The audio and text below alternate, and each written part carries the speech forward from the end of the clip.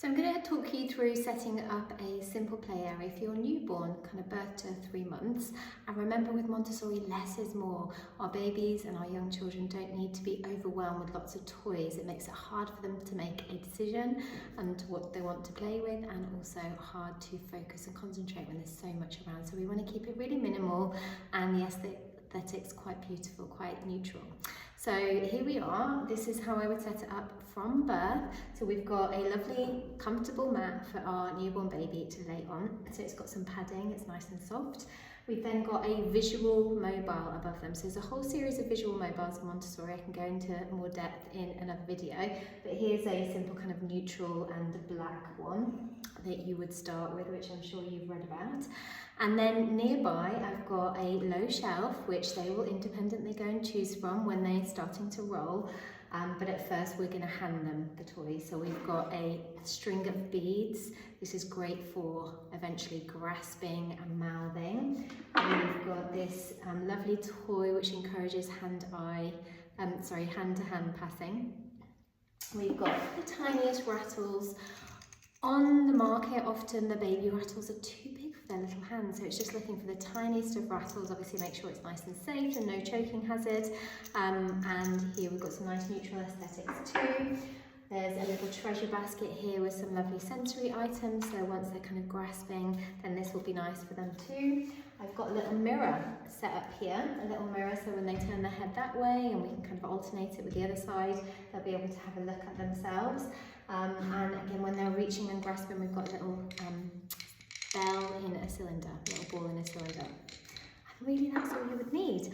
In addition to that, some books. We want to be reading to our baby every single day, and ideally we want to give them reality-based books. So books that depict real life, because they're absorbing everything for the first time, so we want to keep things grounded in reality for as long as possible. So here's Peeper as a classic one with lots of everyday activities, mum and dad and baby, eating and cleaning in a nice, normal, messy household. I like that. So just a few selection of book, like 3, 4, you don't need lots and lots. Again, it just overwhelms them when you have too many things.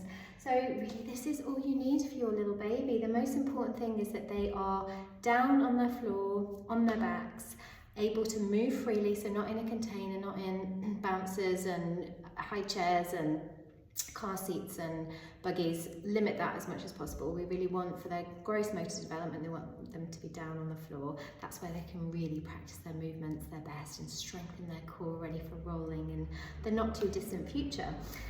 And we also, as they kind of start to grasp and grab, the next mobiles we have are these grabby mobiles, these hand-eye motor coordination mobiles. So we've got a bell on a ribbon and a ring on a ribbon, and so we would suspend them above the baby.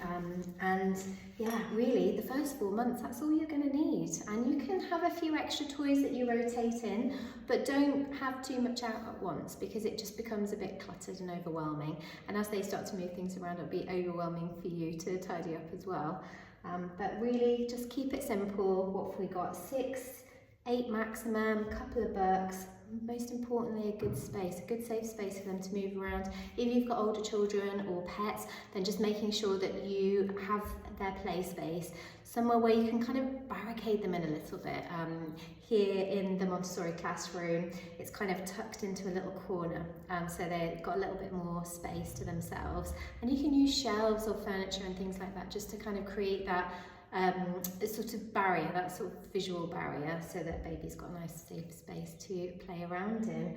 I hope you find that helpful. If you have any questions, let me know, or comment what you think of this, and do like and subscribe for more.